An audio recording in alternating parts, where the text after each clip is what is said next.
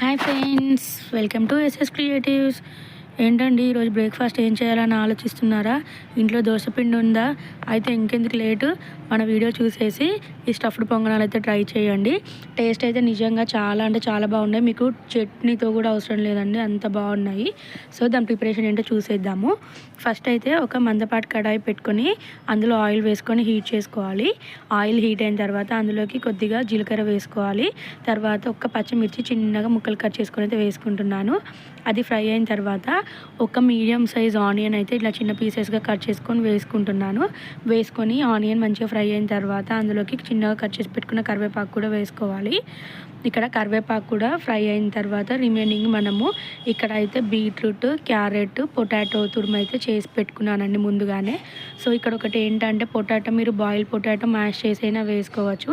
Time లేదనుకుంటా ఇలా డైరెక్ట్గా కూడా గ్రేట్ చేసి వేసుకోవచ్చండి. సో ఇక్కడ బీట్రూట్, క్యారెట్ అండ్ పొటాటో దాని తర్వాత ఒకటైతే వేసుకున్నాను. సో మీకు ఏంటంటే రా పొటాటో తీసుకుంటే కొంచెం అడుగు పట్టేస్తుంది. సో ఒకవేళ మీరు రా పొటాటో తీసుకున్నట్టయితే ఆయిల్ కొంచెం ఎక్కువగా వేసుకొని లో ఫ్లేమ్లో పెట్టుకొని మగ్గించుకొని, లేదంటే మొత్తం ఇలా అడుగు పట్టేస్తుంది. సో కొంచెం జాగ్రత్తగా ఫ్రై చేసుకుంటూ ఉండండి. మనకి ఇవి కొంచెం కలుపుకున్న తర్వాత అందులోకి ఒక 1 స్పూన్ సాల్ట్ అయితే వేసుకుంటున్నాను. వేసుకొని అదంతా మంచిగా ఉడికేంత వరకు అయితే ఫ్రై చేస్తూనే ఉండాలండి. కొంచెం సేపు ఉన్నా కూడా మొత్తం చూస్తున్నారు కదా, ఇక్కడ అడుగు అయితే పట్టేస్తుంది. ఇలా మనకి ఇక్కడ దగ్గరకు వస్తే మనకి ఇది ఉడికిపోయినట్టే. ఇది ఉడికిన తర్వాత లాస్ట్లో పన్నీర్ అయితే గ్రేటెడ్ పన్నీర్ అయితే యాడ్ చేస్తున్నాను. పన్నీర్ కూడా వేసుకున్న తర్వాత ఇదంతా ఒక్కసారి మంచిగా కలుపుకోవాలి. సో కొంచెం మిరియాల పొడి కూడా వేసుకున్నానండి. ఇందులోనే మిరియాల పొడి కూడా వేసుకొని కలుపుకుంటే మనకి ఇక్కడ స్టఫ్ అయితే రెడీ అయిపోయినట్టే. ఇక్కడ దీన్ని బీట్రూట్ అయితే ఎక్కడున్నా కూడా దాని కలర్ అయితే డామినేట్ చేసేస్తూ ఉంటుందండి. మీరు ఎన్ని ఇంగ్రీడియంట్స్ వేయండి, నాదే కలర్ అంటూ వచ్చేస్తుందండి. సో ఇక్కడ పన్నీర్ కూడా ఇందులో కలిసిపోయింది కదా, దీన్ని పక్కన తీసుకొని చల్లారి పెట్టుకుంటే మనకి స్టఫ్ అయితే రెడీ అయిపోయింది. నెక్స్ట్ అయితే ఒక గుంట పొంగనాల ప్యాన్ ఉంటుంది కదా, అయితే పెట్టుకొని అందులో హీట్ అయిన తర్వాత కొద్దిగా ఆయిల్ అయితే వేసుకోవాలి. ఆయిల్ వేసుకొని దాన్ని కొంచెం హీట్ చేసుకోవాలండి. సో ఇది కొంచెం ఫాస్ట్గా అయితే చేసుకోండి, లేదంటే కొంచెము అడుగు ఇబ్బంది అవుతుంది. సో ఫస్ట్ అన్నిట్లోకి కొద్దిగా పిండి అయితే వేసుకోవాలి. దోశ బ్యాటర్, కొంతమంది ఇడ్లీ బ్యాటర్తో కూడా చేసుకుంటారు, నో ప్రాబ్లం అండి, ఏదైనా కూడా చేసుకోవచ్చు.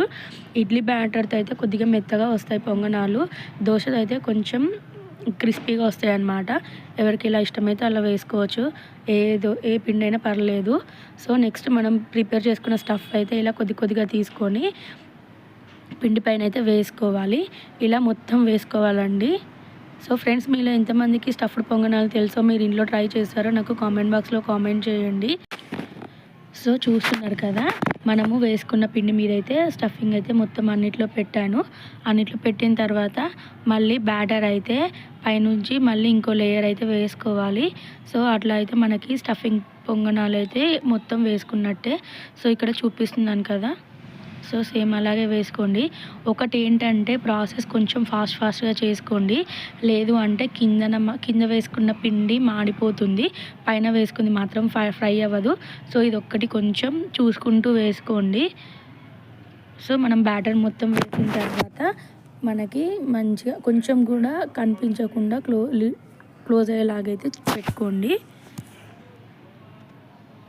సో చూస్తున్నారు కదా, ఈ ప్రాసెస్లో చేసుకోండి. బ్యాటర్ వేసిన తర్వాత లిడ్ క్లోజ్ చేసి మీడియం ఫ్లేమ్లో పెట్టుకొని మాత్రమే ఉడికించుకోండి, లేదంటే పైన అస్సలు ఉడకదు. సో నెక్స్ట్ పైనుంచి కొంచెం ఆయిల్ వేసుకోవాలి. ఆయిల్ వేసుకొని సెకండ్ సైడ్ కూడా ఫ్లిప్ చేసుకోవాలి. సో చూస్తున్నారు కదా, మంచిగా అయితే రెడ్డిష్లో అయితే మంచిగా రోస్ట్ అయింది. సో సెకండ్ సైడ్ ఫ్లిప్ చేసుకున్నాం కదా, మళ్ళీ ఒక్కసారి మూత పెట్టుకొని మళ్ళీ కొంచెం సేపు అయితే ఫ్రై చేసుకోవాలి. మళ్ళీ మూత పెట్టిన తర్వాత ఒక 2 to 3 minutes ఫ్రై చేసుకుంటే మనకి స్టఫ్డ్ పొంగనాలు అయితే రెడీ అయిపోయినాయండి. సో చూస్తున్నారు కదా, నిజంగా చాలా అంటే చాలా బాగా వచ్చినాయి. సో చూస్తున్నారు కదా, అన్నీ సెకండ్ సైడ్ అయితే ఫ్లిప్ చేస్తున్నాను. బాగా ఫ్రై అయినాయి. మీరు మీడియం ఫ్లేమ్లో పెట్టుకుంటే మాత్రమే మొత్తం ఇలా అయితే ఫ్రై అవుతాయి. ఫుల్లో పెట్టారంటే మాత్రం అడుగు మొత్తం మాడిపోతుంది, పైన పిండి అయితే ఉడకదు. సో ఇక్కడ మనకి స్టఫ్డ్ పొంగనాలు అయితే రెడీ అయిపోయినాయి. వీటిని చట్నీ అవసరం కూడా లేకుండా మనం స్టఫ్ చేసిన దాంతోనే ఈజీగా ఇలానే తినేయచ్చండి.